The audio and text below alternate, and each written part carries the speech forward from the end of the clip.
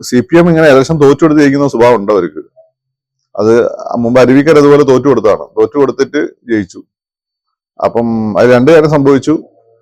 പ്രതിപക്ഷ അന്ന് ഉമ്മൻചാണ്ടി സാർ മീഡിയക്കൊക്കെ വളരെ പ്രിയങ്കരനായി. അദ്ദേഹത്തിനൊക്കെ അഹങ്കാരം കൂടി എല്ലാവരെയും വെറുപ്പിച്ചു.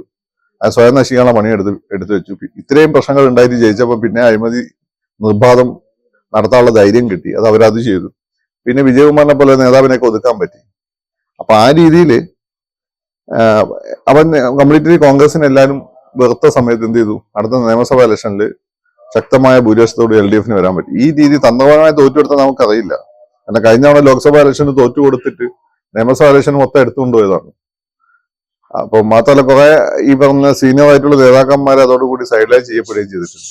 അപ്പൊ CPM ഇങ്ങനെ ഒരു വല്ല തന്ത്രവും പ്രയോഗിച്ചാണോ നമുക്കറിയില്ല. കാരണം എന്ന് വെച്ചാല് വിശ്വസിക്കാൻ പറ്റാത്ത തോൽവിയാണത്.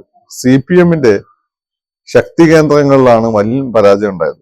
മാത്രമല്ല ഈ ഒരു ഇലക്ഷൻ നിങ്ങൾ എടുത്തു നോക്കിയാൽ UDF വളരെ ദുർബലമായിരുന്നു. സംഘടനാ സംവിധാനമില്ല. KPCC പ്രസിഡന്റ് പ്രതിപക്ഷ നേതാവും തമ്മിൽ പരസ്യമായ വാക്പോര്, ലീഗിന്റെ കോറായിട്ടുള്ള തമസേര് LDFന് അനുകൂലമായ ധ്രുവീകരണം, ക്രിസ്ത്യൻ സഭകളാണെങ്കിൽ പിണറായി വിജയനോട് താല്പര്യം, പിന്നെ BJPയോട് താല്പര്യം. കേരള കോൺഗ്രസ് മാണി LDFന്റെ കൂടെയാണ്, ജനതാദൾ LDFന്റെ കൂടെയാണ്. ഇതൊക്കെ കഴിഞ്ഞ ലോക്സഭാ ഇലക്ഷന്റെ സമയത്ത് UDFന്റെ കൂടെ ഉണ്ടായിരുന്നവരാണ്. പിന്നെ പോസ്റ്റ് ഒട്ടിക്കാൻ പോലും പൈസ അല്ല പല സ്ഥാനാർത്ഥികളായി, 5 പൈസയില്ലായിരുന്നു. ഈ ഘട്ടത്തിൽ ഇത്രയും വലിയ വിജയം UDF നേടിയിട്ടുണ്ടെങ്കിൽ അത് രണ്ട് കാര്യം. ഒന്ന്, LDF ബോധവും തോറ്റു കൊടുത്തായിരിക്കാം.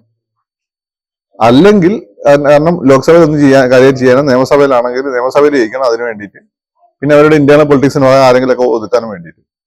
പിന്നെ അതല്ലെങ്കിൽ വലിയ പ്രശ്നമാണ്. അതായത് ജനങ്ങളിൽ നിന്ന് അകന്നു പാർട്ടി എന്നുള്ള ഫീലാണ്. ജനങ്ങളിൽ നിന്ന് മാത്രമല്ല, പാർട്ടി താഴെത്തട്ട അനുയായികളിൽ നിന്ന് ലീഡർഷിപ്പ് അകന്നു എന്നുള്ള വലിയ സൂചനയാണ്. ഇതൊരു വലിയ സൂചനയാണ്.